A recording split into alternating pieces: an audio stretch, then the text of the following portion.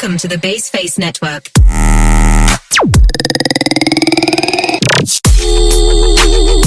Ngemil santai makan kuaci. Makannya di atas meja. Sebelum presentasi ini dimulai, Assalamualaikum warahmatullahi wabarakatuh. Kami dari kelompok 5 akan melakukan praktikum difusi dan osmosis tugas biologi Guru Mapel Ibu Ellen Oktarina SPD MPD. Sebelum kami melakukan praktikum, izinkan kami memperkenalkan diri. saya Yanti Sartika, Saya Siti Sumindasa. saya Nadia Robika Sari. Selamat menyaksikan. Sebelum kami menjelaskan praktik difusi dan osmosis, kami akan menjelaskan tujuan praktikum yang akan kami buat dan pengertian dari difusi dan osmosis. Adapun tujuan praktikum yaitu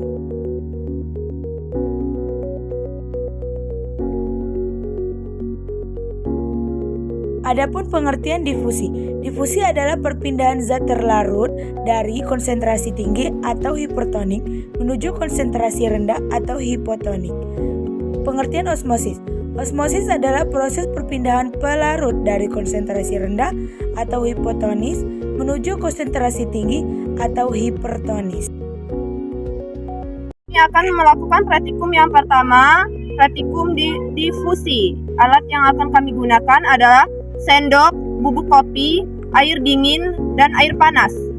Pertama, tuangkan bubuk kopi terlebih dahulu ke air dingin.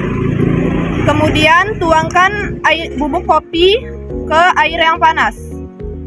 Setelah itu, kita bandingkan apa yang akan terjadi.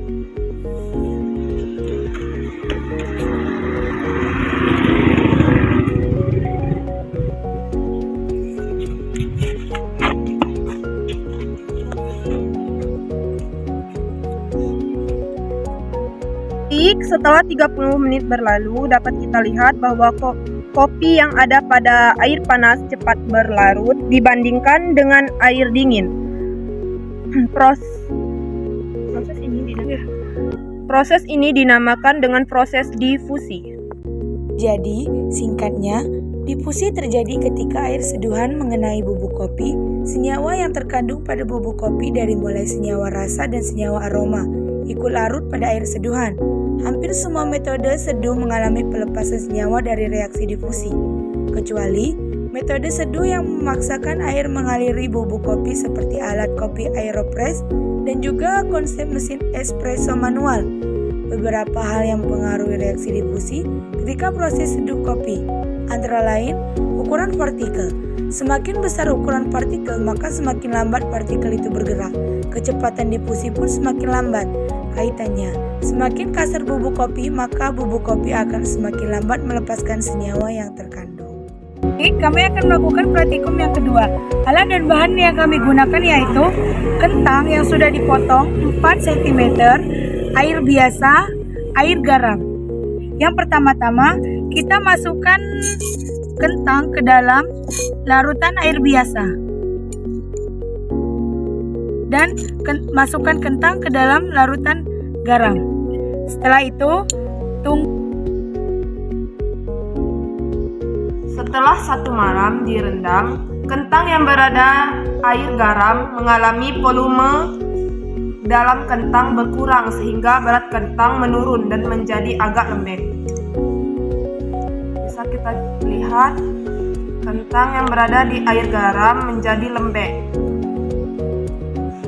Sedangkan kentang yang direndam dalam air biasa akan mengalami perubahan tekstur yang menjadi lebih berat dan kaku, sehingga sulit dibengkokkan. Bisa kita lihat kentang yang berada di air biasa sangat keras dan sulit dibengkokkan.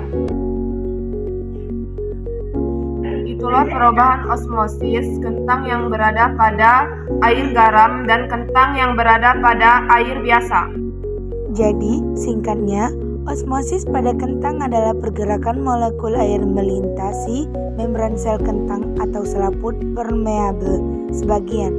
Untuk mencapai keseimbangan, perpindahan air ini dapat terjadi dari sel kentang ke larutan atau sebaliknya, tergantung pada konsentrasi larutan dari sel kentang ke larutan. Jika kentang direndam dalam larutan gula 30% atau 5%, air akan berpindah dari sel kentang atau hipotonis ke larutan gula atau hipertonis. Hal ini menyebabkan volume air dalam kentang berkurang, sehingga berat kentang menurun dan menjadi lembek. Dari larutan ke sel kentang, jika kentang direndam dalam air sulingan, air akan berpindah dari larutan ke sel kentang karena konsentrasi molekul air di dalam air sulingan lebih tinggi daripada di dalam kentang. Hal ini akan membuat kentang membengkak dan bertambah masanya. Osmosis juga dapat terjadi pada kentang yang direndam dalam larutan garam. Jika larutan garam memiliki konsentrasi zat terlarut yang lebih tinggi daripada cairan di dalam sel kentang, cairan sel kentang akan bergerak keluar dari kentang menuju larutan garam, sehingga massa kentang pun menjadi turun. Di sini saya akan menjelaskan tentang penerapan osmosis, contohnya kacang hijau. Sini saya akan menjelaskan perbedaan kacang hijau yang baru direndam dan perbedaan kacang hijau yang sudah direndam selama satu malam, dan kacang yang baru direndam dan direndam semalaman.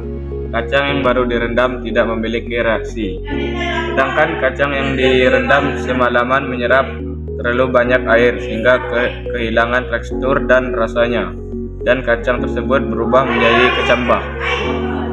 Selesai. Itulah perbedaan osmosis kacang hijau. Penjelasan singkatnya, kacang hijau mengalami proses imbibisi dan osmosis saat perkecambahan. Imbibisi adalah proses masuknya air ke dalam zat melalui pori-pori.